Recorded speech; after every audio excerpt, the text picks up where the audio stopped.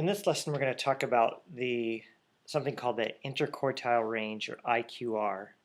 And so in other lessons, previous lessons to this one, we've kind of skipped over that. But the IQR, or interquartile range, is an important measure when it comes to finding out important things about a data set. So the interquartile range is the size of the box. So if I were just to do the box part of this box and whisker with 57, this is the natural peanut butter quality ratings, and these are the 5-number summary that you'll find in your book, and 34 being the minimum, 57 lower quartile, 61.5 the median, 69 the upper quartile, 89 the maximum. I'm only going to use these three in the middle right now. 57 is the lower quartile, so I'm going to mark right there, and then 69 is the upper quartile. So right there, from the lower quartile, this number here, 57, to the upper quartile, 69, is actually the size of the box. And that box, the size of the box, is the interquartile range. So from 57 to 69, the distance from here to here is 12. So I'm going to put that in there for IQR. So IQR is this space right here in the box. So when we're talking about interquartile range, we want to know how big the box is. Now the median is inside of that box, and so it's just a line in there. But what I want to know for interquartile range is how far is it from here to here. That tells me something important, because if I take that number, IQR, and multiply it times 1.5, so 12 times 1.5, 12 and 6 more is 18. That tells me that if there's anything that's 18 or 1.5 boxes, more boxes away, then that number is too big. In other words, it's something that's beyond the real range of the data, something that's odd or something that we call an outlier. And so if I look at my box and I go 18 more than 69, so I'm going to just over here 69 plus 18, and so 69 plus 18 is 87.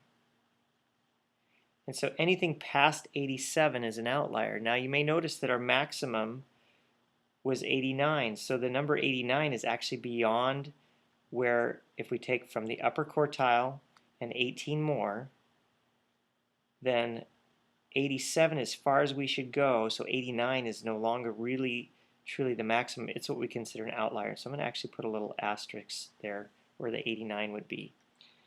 And then I'm going to go back to my data set, and I'm going to look at the quality ratings for natural peanut butter and see what the next biggest number was on the list. And so if you look at this list, there's the 89, which we said was an outlier. The next biggest number on the list is the 71. And so really what we know at this point is that the 71 really is more representative of where this data falls. There's this big gap. You can see a big gap between the 71 and the 89. So I'm going to actually put the 89 in parentheses and put 71 next to it. Because again, the next biggest number on my list is a 71.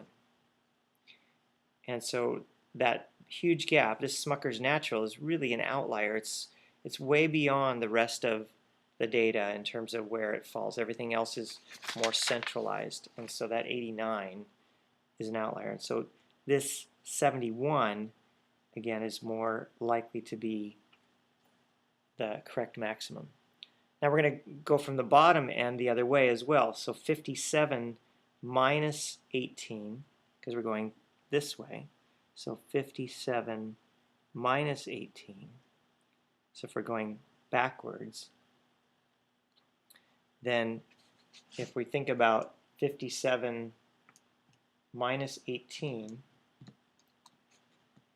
then 39 would be the lowest we should go this way, right here, if we're going to not have an outlier. And you'll see that our minimum that we originally listed was 34. So 34 really is too low. It's way below the rest of the numbers. And so we're going to put a little asterisk there where the 34 would be, because we think that's an outlier. So if we look at the natural peanut butters again, and we look for, see, there's that 34. That's an outlier. What's the next lowest number in the data set? And it looks like 40 is really the lowest we should go in that data set. So instead of marking the 34 on my graph, I'm going to mark the 40 like this. And then I'm going to connect that. That's the new sort of minimum. And again, I'm going to put the 34 in parentheses and put the 40 next to it, because the 40 is really a better representation of where the bottom end of my data is. That 34 is what we consider to be an outlier. And the 89 also would be an outlier. So this data includes two outliers, one at 34 and one at 89. And we remark our chart so that it shows that using the box and whisker. IQR, the middle part, the new maximum, new minimum, and then my outlier shown as asterisks on my chart. So I know that may be confusing. It might be something you have to go over again. We're actually going to look at it again here in the peanut butter quality ratings for the regular peanut butters. We're going to do the same thing again. I'm going to take the lower quartile and mark it at 31. And then we're going to take the upper quartile and mark it at 54, right there. And so again, think of the box.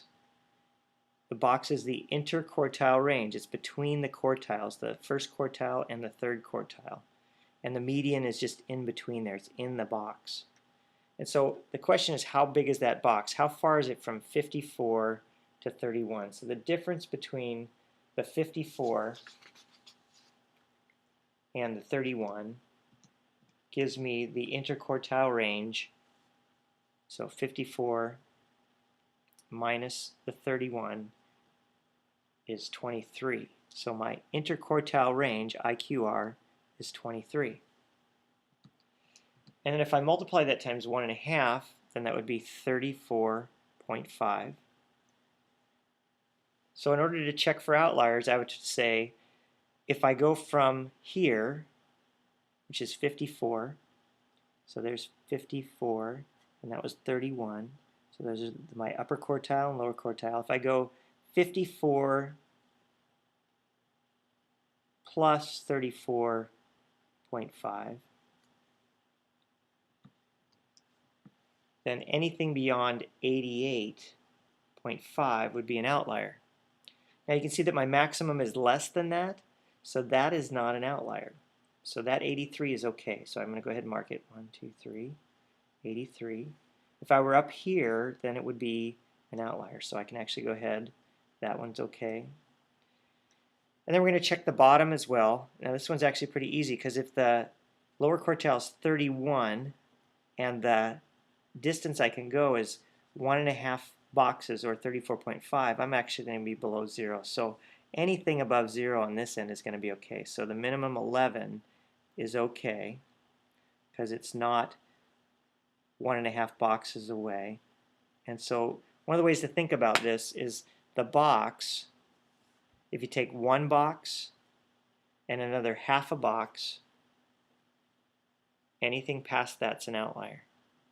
If I take a box and another half a box, anything past that's an outlier. And you can see, just using kind of my fingers to measure the box distance, that's the interquartile range, and it's 1.5 of those, 1.5. Anything past that would be an outlier.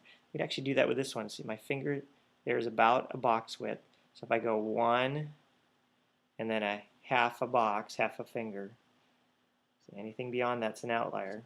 Same thing down here. 1, so it's the box. So 1.5 boxes. So anything beyond that point there is an outlier. And so you can see that's sitting outside. And same thing here. That's sitting outside.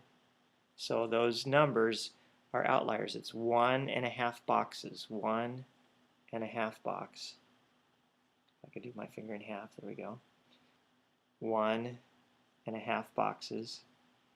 And so anything beyond that is an outlier. And that kind of explains the whole idea of interquartile range. This distance, the box, is the interquartile range. This distance, the box, is the interquartile range, IQR. And so this one has no outliers. They all fit within what's acceptable in terms of the distance. And in your book, again, there's another picture that looks just like what we were just looking at. So here's the natural and the regular peanut butters, and you can see those outliers at 89 and 31 with the new maximums and minimums, and that regular peanut butter does not have those. And so when you ask questions about IQR, interquartile range, they're really asking you is what's the size of the box, how far is it from here to here, or how far is it from here to here. And then the usefulness of that is for determining if some of the numbers are outliers. And outliers are just numbers that are way outside of the rest of the data. And so you can kind of see that from this chart. This may be one of those lessons that you want to watch several times to kind of help you understand, again, what IQR, interquartile range, and how to find it, and how to use it to find outliers.